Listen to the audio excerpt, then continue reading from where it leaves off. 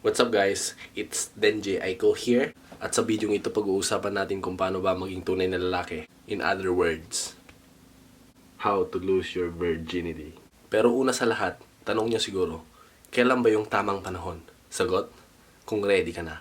Yung ready ka na hindi ka na tumitingin sa internet kung paano ba maging tunay na lalaki. Kaya ito, tutulungan ko na kayo kung paano ba maging tunay na lalaki para matigil niya yung panghahasa nyo dun sa mga sandata nyo kasi nangangalawang na kahit sobrang hinahasa nyo pa rin. Simulan natin dito.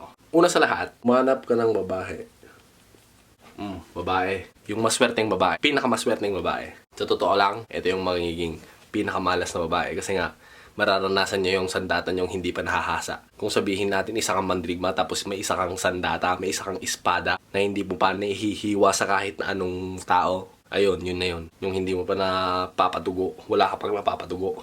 Mararanasan niya to. Matutrauma siya sa sandata mo kasi ito yung pinaka-worst na experience na mai-experience na sandata. Kaya maghanda ka na kasi madi-disappoint lang siya. Yung pangalawa mong gagawin, tanungin mo kung ilan na natakbo ng sasakyan niya.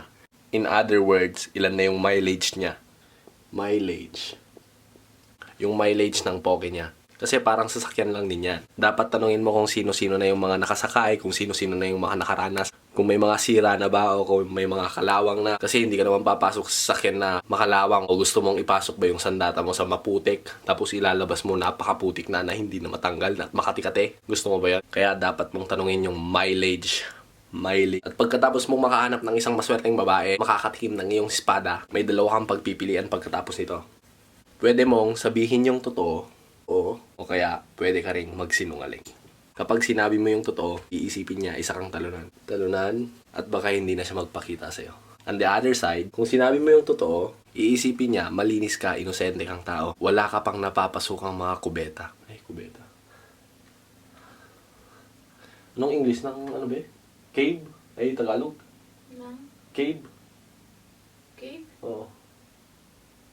Ba't sabi mo kubeta? Oo nga. Ano? Ano ka? Wait, tinunulan. Ayun nga, pag sinabi mo nga yung totoo, iisipin niya, wala ka pang napapasukang mga kuweba. Na malinis ka, malinis yung sandata mo. Wala ka pang napapatay, wala ka pang napapaslang na tao, wala ka pang napapadugo. May good effect at may bad effect yung pagsasabi ng totoo. 'Di ba?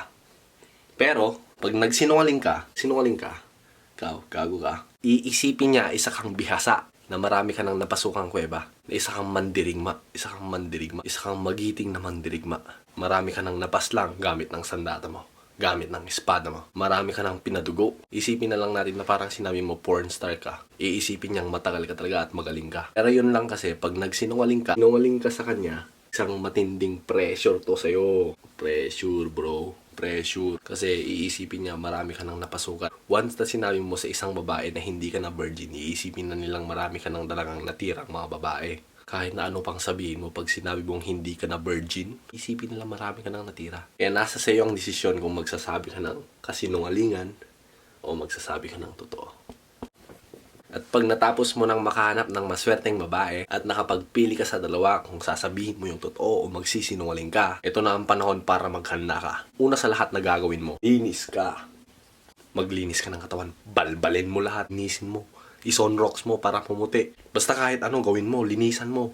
Kasi di mo alam kung ano mga nandyan. Mabaho ba o mabango. Basta linisan mo ng linisan. Gupitan mo. I-shave mo, mag-shave ka. Hindi yung magmumukha ka na lang gurang na parang homeless na nandyan lang. Ang haba-haba ng mga sapatilya. Gumagano no, nakulot. Pangatlo, hasain mo. Sa gabing yun, hasain mo 1 beses, 2 beses, 10 beses, kahit ilang beses. Hasain mo ng hasain para tumagal ka sa kama. Di ko alam kung totoo pero try mo na lang. Baka magkatotoo, di ba? You never know, just in case. At pagkatapos mong gawin tong tatlong to, ang huling gagawin mo, magdala ka na condom. Wala akong pake kung gaano ka pakagaling o kung ano yung mga napanood mo sa porns, sa UG, sa Pornhub, kahit na anong porn site pa yan. Wala kang pake basta magdala ka ng condom. Kung ayaw mo magkaroon ng herpes o magkaroon ng katikati yung sandata mo. Ayaw mo naman magka-baby agad. Sa unang-una kasi may mga kilala akong ganun. Unang battle pa lang nila, nagka-baby na sila. Kaya yun, magdala ka ng kondom. Isa pang tip, kung gusto nyong makatagal, ang ginagawa nyo, nagaganon-ganon kayo, no? Umisip kayo ng mga masasagwa, patay na sanggol. Mag-isip din kayo ng nakahubad na matanda. Yung dalawang matandang lalaki, nakahubad, naggaganon ng titi. Para maligaw yung isip nyo at tumagal kayo. Ayun lang sa linggong ito. At pasensya na kung hindi ako nakapost last week kasi nga nagbakasyon kami. Subscribe na lang kayo. Every week, magpo-post ako sa channel na to. At kung ano-ano, mag-comment kayo, like, kahit na ano, i-like nyo rin yung Facebook page ko, Denjay Aiko, Instagram, Denjay. So, ayun, kita-kita ulit tayo next week.